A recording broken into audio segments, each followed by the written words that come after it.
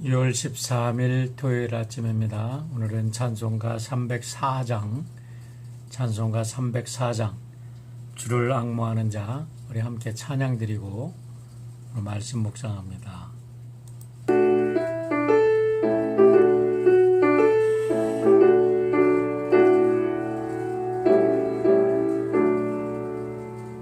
주를 앙모하는 자 올라가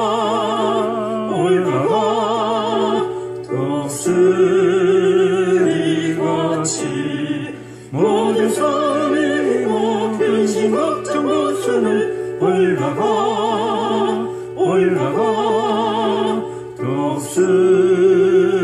독수리같이 주 앙모하는 자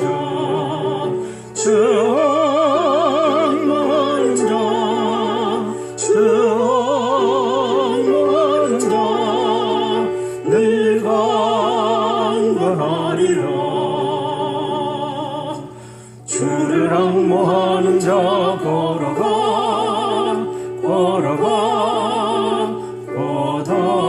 고단치 않네 길을 잃은 양떼를 두 차례 달리며 걸어가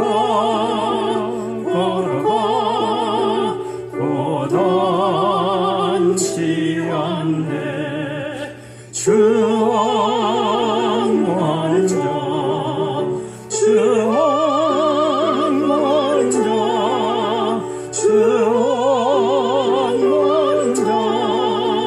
늘 강건하리라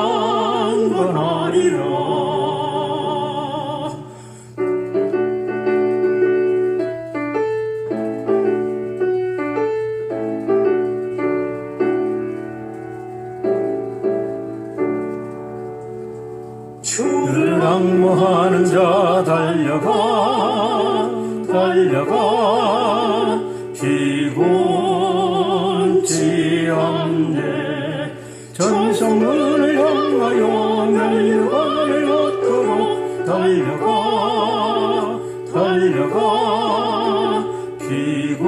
피곤치 않네 주 앙모하는 자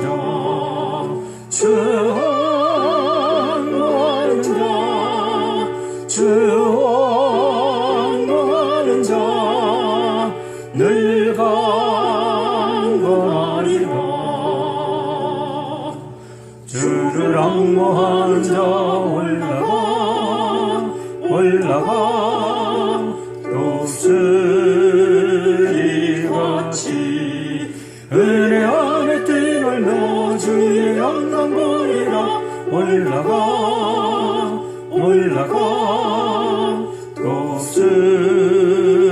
독수리같이 주 앙모하는 자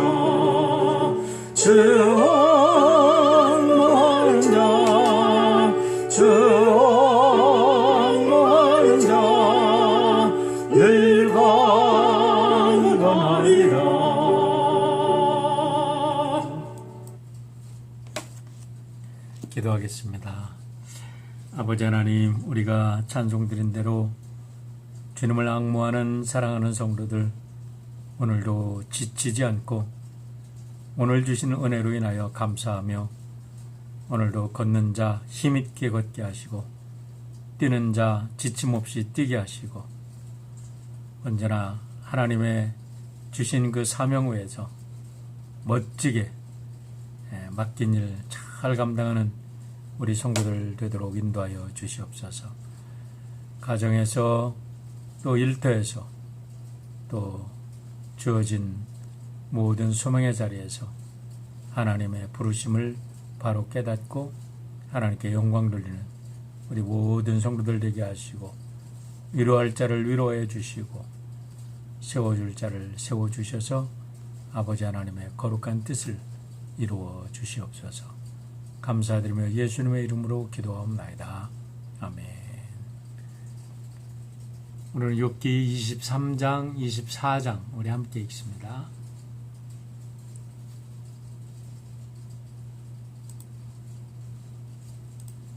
욥기 23장 욥이 대답하였다. 오늘도 이렇게 처절하게 탄식할 수밖에 없다니. 내가 받는 이 고통에는 아랑곳 없이 그분이 무거운 손으로 여전히 나를 억누르시는구나. 아, 그분이 계신 곳을 알 수만 있다면, 그분의 보호자까지 내가 이룰 수만 있다면, 그분 앞에서 내 사정을 아뢰련만, 내가 정당함을 입이 닳도록 변론하련만. 그러면 그분은 무슨 말로 내게 대답하실까? 내게 어떻게 대답하실까? 하나님이 힘으로 나를 억누르실까? 그렇지 않을 것이다. 내가 말씀을 드릴 때에 귀를 기울여 들어주실 것이다. 내게 아무런 잘못이 없으니 하나님께 떳떳하게 말씀드릴 수 있을 것이다. 내 말을 다 들으시고 나서는 단호하게 무죄를 선언하실 것이다. 그러나 동쪽으로 가서 찾아보아도 하나님은 거기에 안 계시고, 서쪽으로 가서 찾아보아도 하나님을 뵐 수가 없구나. 북쪽에서 일을 하고 계실 터인데도 그분을 뵐 수가 없고, 남쪽에서 일을 하고 계실 터인데도 그분을 뵐 수가 없구나. 하나님은 내가 발 한 번 옮기는 것을 다 알고 계실 터이니 나를 시험해 보시면 내게 흠이 없다는 것을 아실 수 있으련만. 내 발은 오직 그분의 발자취를 따르며 하나님이 정하신 길로만 성실하게 걸으며 길을 벗어나서 방황하지 않았건만. 그분의 입술에서 나오는 계명을 어긴 일이 없고 그분의 입에서 나오는 말씀을 늘 마음속 깊이 간직하였건만. 그러나 그분이 한 번 뜻을 정하시면 누가 그것을 돌이킬 수 있으랴. 한 번 하려고 하신 것은 반드시 이루고 마시는데, 하나님이 가지고 계신 많은 계획 가운데 나를 두고 세우신 계획이 있으면 반드시 이루고야 마시겠기에 나는 그분 앞에서 떨리는구나. 이런 것을 생각할 때마다 그분이 두렵구나. 하나님이 내 용기를 꺾으셨기 때문이고 전능하신 분께서 나를 떨게 하셨기 때문이지. 내가 무서웠던 것은 어둠 때문도 아니고 흑암이 나를 덮은 탓도 아니다. 욥기 24장. 어찌하여 전능하신 분께서는 심판하실 때를 정하여 두지 않으셨을까? 어찌하여 그를 섬기는 사람들이 정당하게 판단받을 날을 정하지 않으셨을까? 경계선까지 옮기고 남의 가축을 빼앗아 채 우리에 집어넣는 사람도 있고, 고아의 나귀를 강제로 끌어가는 사람이 있는가 하면 과부가 빚을 갚을 때까지 과부의 소를 끌어가는 사람도 있구나. 가난한 사람들이 권리를 빼앗기는가 하면 흙에 묻혀 사는 가련한 사람들이 학대를 견디다 못해 도망가서 숨기도 한다. 가난한 사람들은 들 나귀처럼 메마른 곳으로 가서 일거리를 찾고 먹거리를 얻으려고 하지만 어린 아이들에게 먹일 것을 찾을 곳은 빈들 뿐이다. 가을거지가 끝난 남의 밭에서 이삭이나 줍고 악한 자의 포도밭에서 남은 것이나 긁어 모은다. 잠자리에서도 덮을 것이 없으며 추위를 막아줄 이불 조각 하나도 없다. 산에서 쏟아지는 소낙비에 젖어도 비를 피할 곳이라고는 바위 밑밖에 없다. 아버지 없는 어린 아이를 노예로 빼앗아가는 자들도 있다. 가난한 사람이 빚을 못 갚는다고 자식을 빼앗아가는 자들도 있다. 가난한 사람들은 입지도 못한 채로 헐벗고 다녀야 한다. 곡식단을 치고 나르지만 굶주림에 허덕여야 한다. 올리브로 기름을 짜고 포도로 포도주를 담가도 그들은 여전히 목말라 한다. 성읍 안에서 상처받은 사람들과 죽어가는 사람들이 소리를 질러도 하나님은 그들의 간구를 못 들은 채 하신다. 빛을 싫어하는 사람들이 있다. 그들은 빛이 밝혀주는 것을 알지 못하며 빛이 밝혀주는 길로 가지 않는다. 살인하는 자는 새벽에 일어나서 가난한 사람과 궁핍한 사람을 죽이고 밤에는 도둑질을 한다. 간음하는 자는 저물기를 바라며 사람들이 눈치채지 못할 것이라고 생각하며 얼굴을 가린다. 도둑들은 대낮에 털집을 보아두었다가 어두워지면 벽을 뚫고 들어간다. 이런 자들은 하나같이 밝은 한낮에는 익숙하지 못하다. 그들은 한낮을 무서워하고 오히려 어둠 속에서 평안을 누린다. 악한 사람은 홍수에 떠내려간다. 그의 밭에는 하나님의 저주가 내리니 다시는 포도원에 갈 일이 없을 것이다.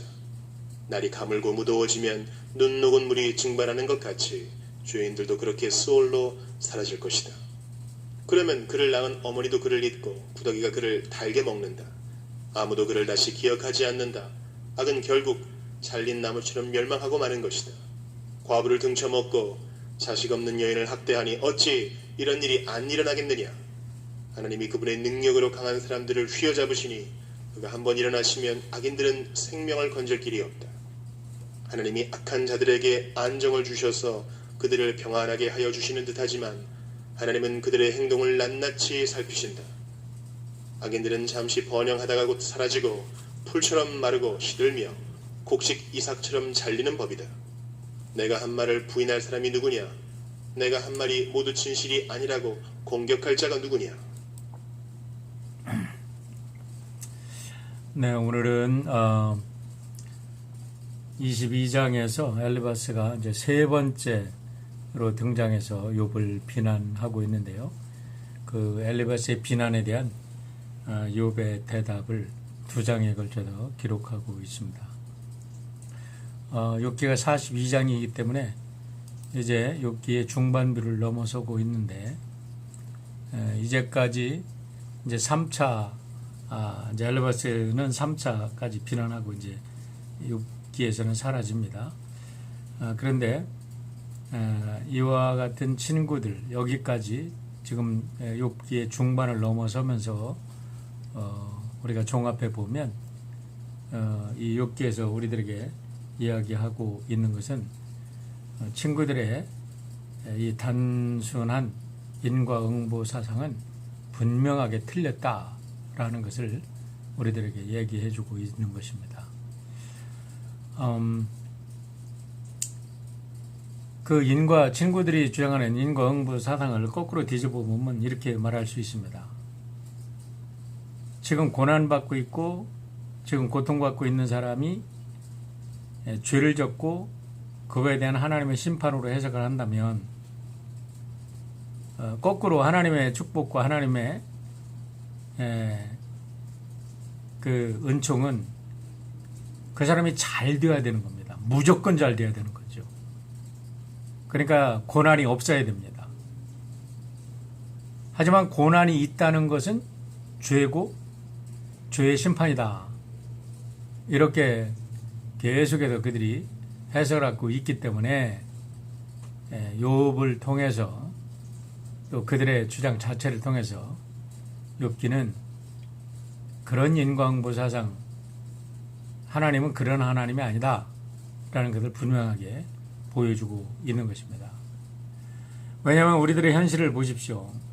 우리들의 현실 속에는 꼭 선한 사람만 잘 사는 게 아니라 오히려 선한 사람들은 끊임없이 고통을 받고 가난을 대물림하면서 정말 어렵게 살아가는 사람들이 얼마나 많아요. 그런데 악을 밥 먹듯이 하고 때로는 몰래 사람을 죽이기까지도 하는 그런 악한 자들은 세상에서 존경을 받고 위대한 인물로 칭송을 받는 경우가 얼마나 허다하냐 이 말입니다. 그런데 그런 겉으로 드러난 것을 가지고 하나님의 축복과 또 선과 악을 판단한다는 것은 얼마나 어리석은 일인지 욥기는 우리들에게 똑똑하게 보여주고 있는 것입니다. 우리가 진실한 신앙인으로 살아가려고 하면 지금 욥기에서 제시하고 있는 욥의 신앙과 이 세 친구들이 주장하고 있는 이 인과응보 사상이라는 신학의 차이를 분명히 이해하지 않으면 안 됩니다. 왜냐하면 오늘도 똑같이 사람들이 주장하고 있기 때문에 그렇습니다. 오늘도 많은 사람들이 보면요, 욥의 세 친구와 다름없는 신앙관을 가지고 살아갑니다. 왜 신앙생활을 합니까? 라고 묻는다면 그들은 이렇게 대답합니다. 마음의 평화를 얻기 위해서요, 축복을 받기 위해서요, 자녀가 잘 되기 위해서요, 질병을 치유받고 건강하게 살기 위해서요, 구원받고 천국 가기 위해서요. 이렇게 대답합니다. 그런데 그거는 그들의 대답이 아니라 사실은 교회 사람들이 먼저 예수님을 믿었다고 하는 사람들조차 복음을 전할 때 그렇게밖에는 전하지 않는다는 거죠. 그런데 이것을 지금 욥의 친구들의 인과응보 사상에 대입해 본다고 하면 정말 신앙을 가진 사람들은 위와 같은 질문에 무조건 100점 만점이 나와야 됩니다. 신앙을 갖기만 하면 건강해야 되고, 신앙을 갖기만 하면 아이들이 대학에 탁탁 붙어야 되고, 신앙을 갖기만 하면 아이들이 대학 졸업하고 좋은 직장을 턱턱 가져야 되고, 우리가 신앙을 갖게 되면 아프지도 말아야 되고 건강해야 돼요. 그래야 하나님의 영광을 돌린다고. 그렇게 성공지향적 이 현세의 이 축복관을 전하는 이런 교회들도 얼마나 많이 있고, 또 그것에 혹해가지고 현혹돼가지고 그것이 신앙의 전부인 양 따라다니는 사람들이 얼마나 많이 있습니까? 그런데 현실을 보십시오. 현실은 결코 그렇지 않습니다. 우리가 사는 세상에는 선과 악이 뒤엉켜 있어요. 때로는 어떤 게 선이고 어떤 게 악인지 모르겠고, 때로는 우리가 어저께도 봤지만 시편 79편의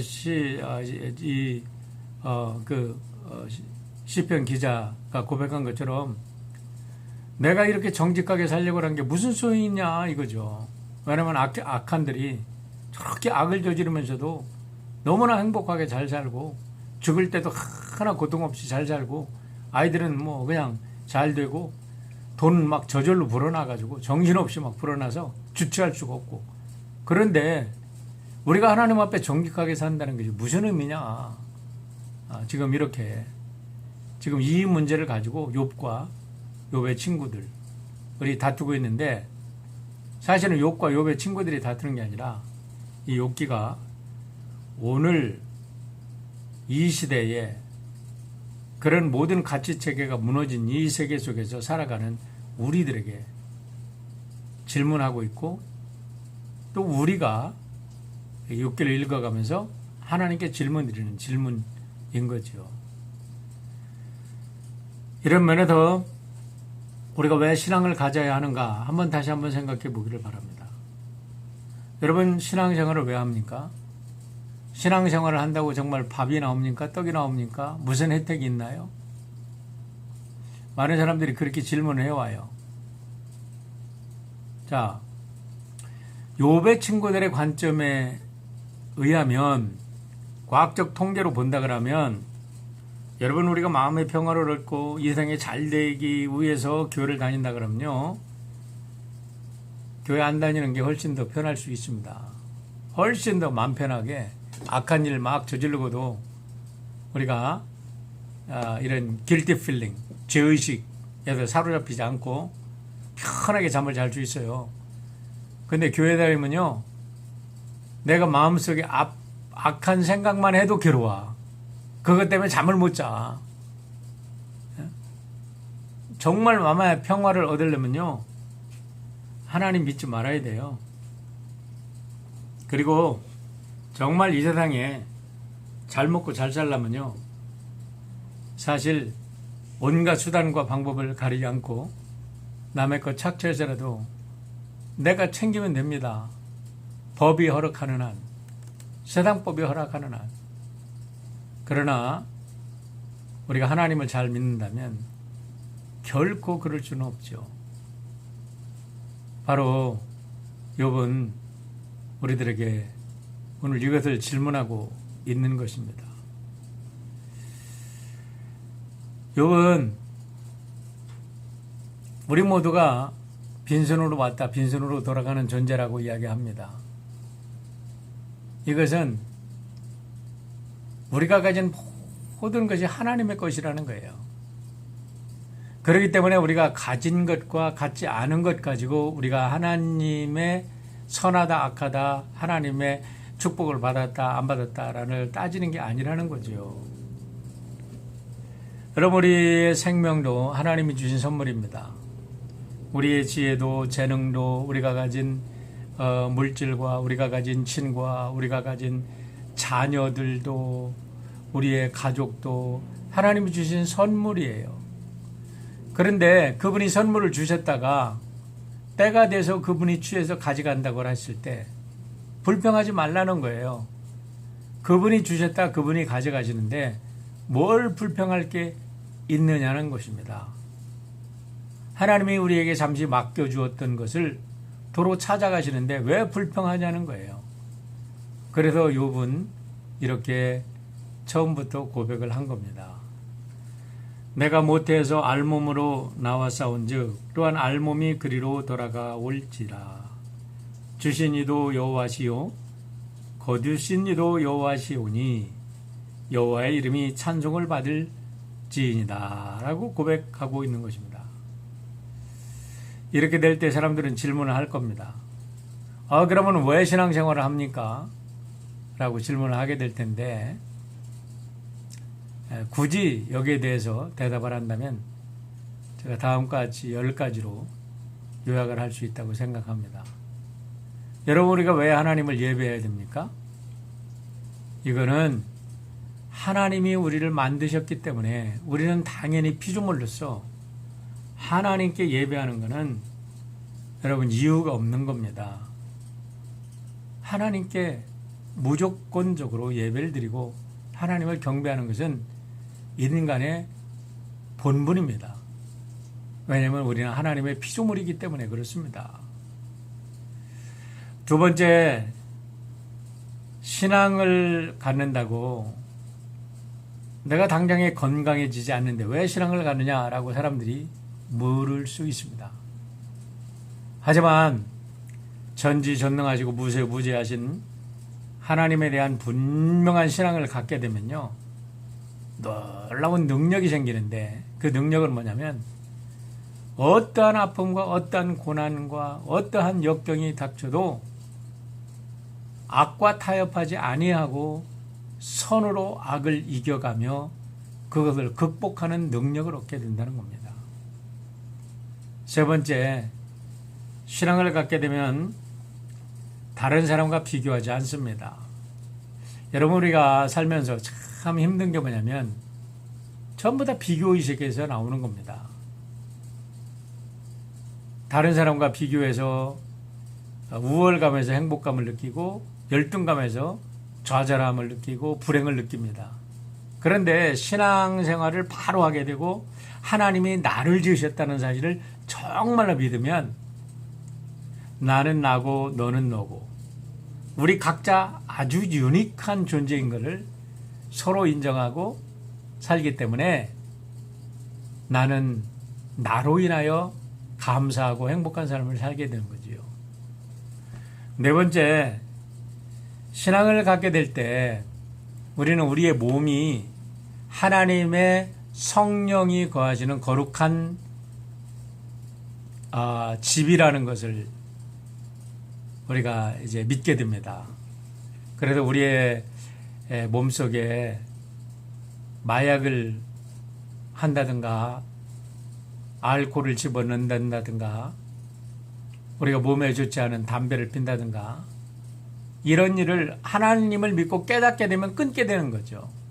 그래서 우리의 몸이 이렇게 좋지 않은 음식도 막 마음대로 그냥 내가 먹고 죽은 귀신은 때깔도 좋대. 이거 이런 얘기하면서 자기가 먹고 싶은 대로 막 먹는 게 아니라 내 몸에 정말 에너지를 100%로 이렇게 내서 오늘 최선의 일을 할 수 있는 그런 몸을 가꾸는 그런 지혜를 갖게 되는 거죠. 다섯 번째로, 신앙을 갖게 되면 아무리 큰 고통과 풍파가 닥쳐도 그로 인해서 좌절하지 않아요. 고난과 풍파를 이길 지혜를 갖게 되고 고난과 풍파 속에서 우리는 더 아름다운 성숙한 신실한 신앙인으로 성숙하게 되어가는 겁니다. 그러니까 고난과 아픔이 닥칠 때 우리가 하나님은 또 어떤 축복을 주시려고 나에게 이런 고난을 주시나 이렇게 믿는 아주 놀라운 믿음을 갖게 됩니다. 여덟 번째, 신앙을 갖게 되면 늘 현상을 보고 좌로나 우로나 치우치지 않고 항상 어떤 상황 속에서도 하나님이 나를 왜 이 순간에 여기에 두셨나? 하나님의 부르심이 뭔가? 하나님이 무엇을 하라고 나를 이곳에 지금 있게 하셨나, 이 시간에 이 자리에. 이렇게 자기의 인생의 목적을 분명하게 갖게 되는 큰 유익이 있습니다. 7번째, 신앙을 갖게 되면 무엇보다도 모든 사람들을 귀하게 여겨요. 왜냐하면 모든 사람은 하나님의 형상대로 창조됐어요. 사람이라고 생긴 거는 모두가 하나님 닮은 존재입니다. 하나님이 만드신 존재예요. 하나님이 영이 그 속에 있습니다. 그렇기 때문에 인종차별, 성차별, 사회 계급으로 사람들을 차별하지 않고 사람을 존중하는 마음이 생긴다는 겁니다. 8번째, 신앙을 갖게 되면 자기 욕심 부리지 않고 예수님 닮아서 남을 섬기는 이런 삶을 스스로 살게 됩니다. 얼마나 복된 삶인지 모르죠. 9번째, 신앙을 갖게 되면 자신의 가진 모든 것이 하나님의 선물임을 믿고 하나님의 영광을 위해서 모든 것을 드리는 삶을 살게 됩니다. 그러니까 자연적으로 복된 삶을 살게 되는 거죠. 마지막으로 10번째, 물론 100가지도 될 수 있지만 마지막 10번째로 정리한다면 신앙을 갖게 되면 죽음조차 끝이 아니라 이제 죽음은 내가 사명을 다 하고 하나님께서 하나님의 나라로 나를 다시 부르신다. 본향을 향해서 내가 왔던 곳으로 다시 돌아가는 그런 본향으로의 회귀임을 믿고 죽음을 감사로 받아들이는 믿음이 생긴다는 거예요. 이게 바로 신앙이 주는 큰 유익이라고 저는 믿습니다. 그렇기 때문에 욥의 친구들처럼 신앙이 이 현세적인 복으로만 모든 것을 따지는 그런 1차원적 신앙은 잘 못된 거라는 거죠. 이런 관점에서 여러분들이 23장과 24장을 다시 한번 깊이 읽어보시길 바랍니다. 제가 일일이 한 구절 한 구절 해석하기보다는 오히려 이런 전반적인 이런 이것을 읽을 수 있는 안경의 틀을 여러분들에게 안내해드리고 여러분들이 이걸 읽으면 훨씬 더 이해가 잘 되리라고 믿습니다. 특별히 한 구절 보고 싶은 구절은 욥기 23장 8절로 10절입니다. 우리 새 번역은 약간 다르게 번역을 해놓았는데요. 우리 다른 번역서를 보면 이렇게 아주 옛날 우리가 마음속에 듣고 굉장히 감동을 받았듯이 그렇게 해석을 해놨습니다. 그런데 내가 앞으로 가도 그가 아니 계시고 뒤로 가도 보이지 아니하며 그가 왼쪽에서 일하시나 내가 만날 수 없고 그가 오른쪽에서 돌이키시나 배울 수 없구나. 그러나 내가 가는 길을 그가 아시나니 그가 나를 단련하신 후에는 내가 순금같이 되어 나오리라. 할렐루야. 얼마나 놀라운 고백입니까? 23장 10절입니다. 이걸 꼭 잊지 말고 우리 마음속에 암송하기를 바랍니다. 내가 가는 길을 그가 아시나니 그가 나를 단련하신 후에는 내가 순금같이 되어 나오리이다. 이제까지 우리가 쭉 친구들과 욥의 토론을 보았는데요. 우리는 이렇게 욥의 입술을 통해서 때로는 자기의 생일을 막 저주하기도 하고 내가 왜 태어났나 막 이런 고통을 이렇게 쏟아내고 내가 차라리 죽었으면 좋겠다. 내 무덤이 아버지 같고 구더기가 내 어머니 같이 되었으면 좋겠다. 이렇게까지 했지만 놀랍게도 중간중간에 계속해서 욥의 신앙은 정말 아름다운 모습으로 순금같이 이렇게 단련돼서 아름답게 나오고 있는 것을 우리가 알게 됩니다. 특별히 24장에서도요 마찬가지입니다. 24장을 보면 24장에 세상에 너무나 불합리한 일들이 막 그냥 많이 있어요. 그리고 불법이 상식이 되는 이 세상 속에서 어떻게 하나님의 통치를 바라볼 수 있나 막 고통하는 욥을 앞부분에도 볼 수 있습니다. 그러나 결국 욥은 이와 같은 신앙을 가지고 있기 때문에 오히려 이 악이 판을 치는 이 세상 속에서도 하나님의 놀라운 악인이다 선인이다 판단을 하는 게 아니라 그 악함 속에서도 하나님의 거룩한 통치는 계속 이루어지고 있다라는 놀라운 고백을 우리 24장 후반부를 통해서 쭉 고백하고 있는 것을 보게 됩니다. 우리 모두 이렇게 성숙한 욥과 같은 신앙의 아름다운 이 시대의 욥이 되어주기를 바랍니다. 시편 119편 우리 시편의 기자도 참 아름다운 고백을 했어요. 저는 이 기자를 참 좋아합니다. 119편 67절과 71절이에요. 고난당하기 전에는 내가 그릇 행하였더니 이제는 주의 말씀을 지키나이다. 고난당하는 것이 내게 유익이라 이로 말미암아 내가 주의 율례를 배우게 되었나이다. 모든 것이 잘 나갈 때는 하나님 없어도 돼요. 하나님 왜 필요하냐? 이렇게 사람들이 생각하기 쉽습니다. 누구나 다 그렇습니다. 그런데 아픔과 고난을 당할 때 결국 인간은 한계를 느끼고 거기에서 꼬꾸라지고 인간이 얼마나 연약한 존재인지를 알고 하나님께 돌아와 새롭게 시작하면 하나님은 그를 다듬으셔서 아름다운 그릇으로 축복의 그릇으로 사용하시는 것을 볼 수가 있습니다. 여러분께 기도 제목을 함께 드리고 함께 기도하려고 합니다. 내일 주일인데요. 주일을 위해서 간절히 기도해 주시길 바랍니다. 특별히 말씀을 전하는 우리 전도사님들 그리고 저를 위해서 꼭 기도해 주시길 바랍니다. 우리 성도님들 없이 말씀을 전하는 게 얼마나 참 힘들고 외로운 작업인지 몰라요. 많이 기도해 주세요.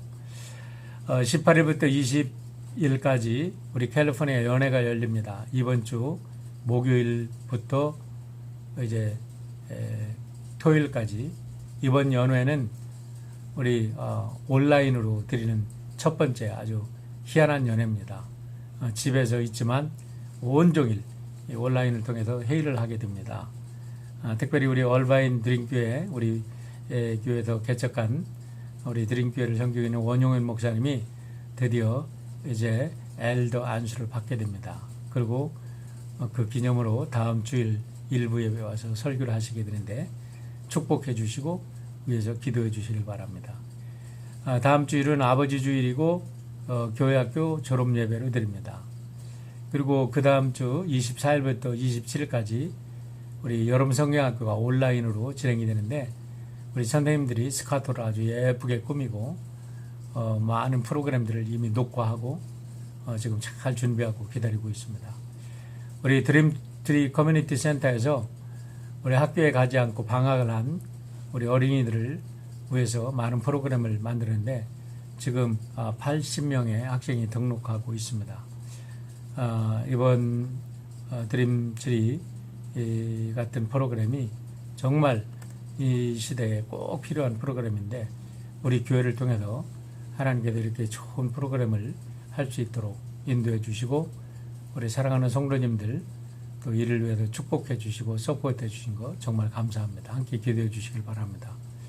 코로나 백신과 치료제가 빨리 개발되도록 위해서 기도해 주시고 특별히 우리 아픈 성도님들 위해서 기도해 주시되 우리 김현경 집사님의 아버님 김연흥 성도님께서 우리 지난 금요일 날 하나님 부르심을 받으셨습니다. 아직 장례 일정은 나오지 않았는데 우리 가족을 위해서 기도해 주시길 바랍니다. 기도하겠습니다. 아버지 하나님 감사합니다. 오늘도 어지러운 세상 속에 우리가 살아가지만 그 속에서 하나님의 거룩한 섭리를 바라볼 수 있는 눈을 열어주신 아버지 하나님 감사합니다. 우리들도 욥처럼 어떠한 고난과 환난이 닥쳐도 우리의 길을 주만이 아시오니 우리가 모든 길을 갔을 때 우리가 주님의 품에 안길 때 진정 잘했다. 착하고 충성된 영아. 내가 작은 일에 충성하시니 내가 많은 것으로 너에게 맡기겠노라. 다 칭찬받으며 하나님 영광에 참여하는 우리 성도들 되도록 축복하여 주시옵소서. 특별히 아버님 먼저 보내고 슬퍼하는 우리 김영경 집사님, 사랑하는 모든 가족들 저는 위로하여 주시고 장례 절차에도 주의 은혜를 베풀어 주시옵소서. 내일 주일입니다. 우리 모든 성도님들 복된 주일 예배 맞이할 수 있도록 저희들의 가정과 직장과 하는 모든 일들을 축복하여 주시옵소서. 주님의 간절한 자비와 은혜가 필요한 우리 사랑하는 형제자매들이 있습니다. 암으로 고생하는 우리 귀한 집사님, 우리 권사님들 꼭 붙들어 주시고 주여 주님의 부활의 능력으로 저들 승리하도록 축복하여 주시옵소서. 감사하며 예수님의 이름으로 기도합니다. 아멘. 좋은 하루 보내시고 복된 예배 드리시길